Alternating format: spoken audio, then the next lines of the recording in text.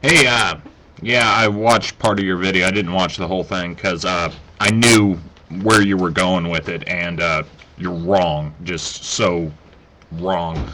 You really think neurology isn't a developed science? Um, I'm putting a link, which will be over here, uh, to actual.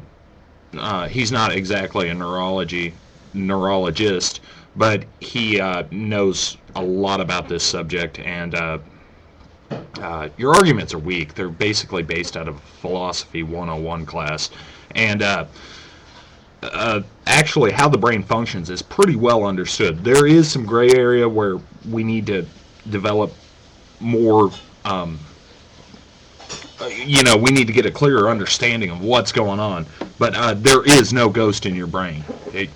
Seriously, watch the video. You'll get, and he doesn't go into a lot of technical jargon. He basically dumbs it down for people like us.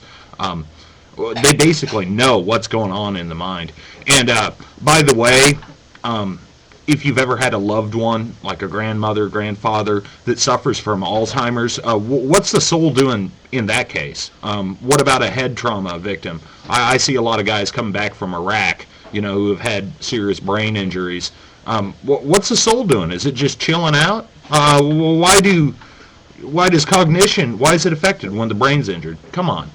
This is, and you're trying to present an argument eloquently, but you don't have anything to back it up. There is no soul.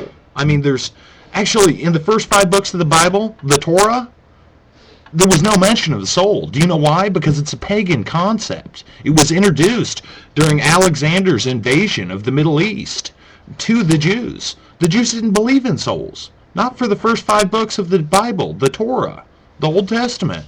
There was no souls. They believed, like atheists, when you die, you're dead, you're gone. That's all there is to it. And, okay, if I'm wrong, find evidence against that. Find me a reference to an afterlife in the first 5 books of the Bible. Okay? Ooh, I usually don't get this emotional. But when it comes to souls, I have a lot of problems with people.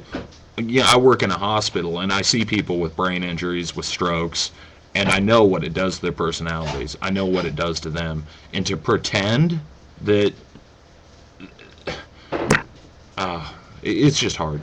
Oh, another thing. You were talking about dogs briefly. Come here. By your argument, why doesn't my dog have a soul? Why do only humans have souls? Because that's basic Christian theology. I don't know what you believe, but do you think animals have souls?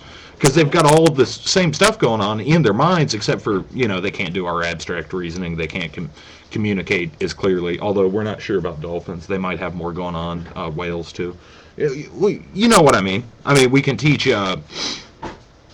chimpanzee. They've taught apes, mountain gorillas, how to speak in sign language and actually come up with original thoughts. The gorillas will, once you teach them the sign language.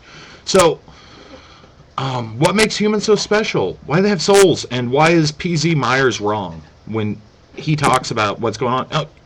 People with strokes. I mean, come on, dude. You're trying to present proof, which we're not talking about mathematics, at least from the part I watched, like 3/4 of your first part of that video series.